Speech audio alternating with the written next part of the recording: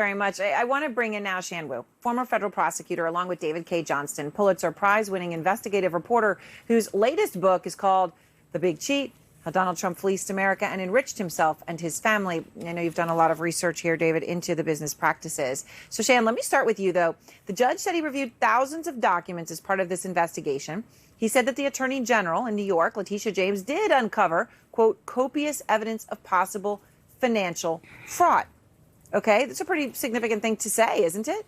Oh, it's very significant. Frankly, with all these different legal cases that the Trump legal team keeps losing, this one is unique because it's an example of a judge passing on what we talk about as the merits of the case. He has reviewed actual documents here, and he actually said that the evidence here is damning enough that if the New York AG didn't do anything at all, didn't have an investigation, that it would be akin to dereliction of duty. So he's signaling loud and clear that there is fire within this smoke. Wow, that which is a pretty, as you say, a very serious statement to say. So, David, you've been through pretty much every deposition we know of that Trump has ever given. And as you've talked about, sometimes he's subdued, other times very combative, like during a taped deposition over lawsuits about Trump University defrauding students. Everyone may remember that. Mother Jones obtained the video. Here's Trump. How many more do you have? How many more names do you have? Mr. Trump, you're the one who wants to get through this quickly. Just answer the questions and we'll get through it quickly. You're not going to get anything through quickly. You don't want to get anything through quickly. Same answer. Please, let's just go to court and get this case. I'm dying to go to court on this case. David, he fought hard not to do this deposition. If it happens, what can we expect?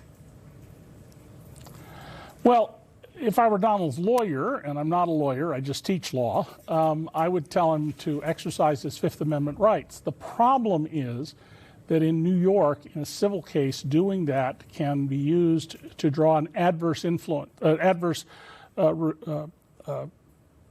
position on it. You can say, a judge can tell a jury, the refusal to answer these questions suggests that the litigant knows they've done bad things and knows that they are in trouble here on a civil level.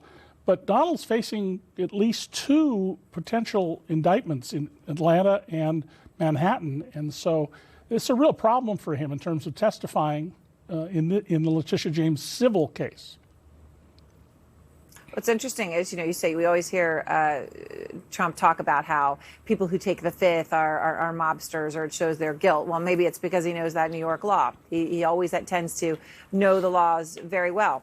Shan, Trump says that he will appeal. Do you think this deposition will ever happen? I think the deposition will happen. If the arguments that they've made, which the judge rejected, are the ones they'll make on appeal, these are very weak arguments.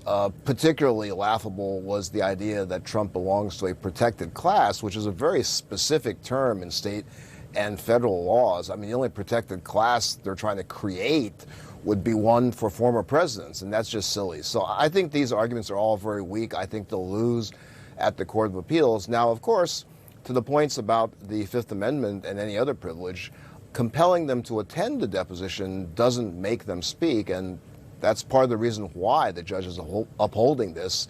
They can still invoke various privileges if they want at the time, but I think the depositions are going to happen.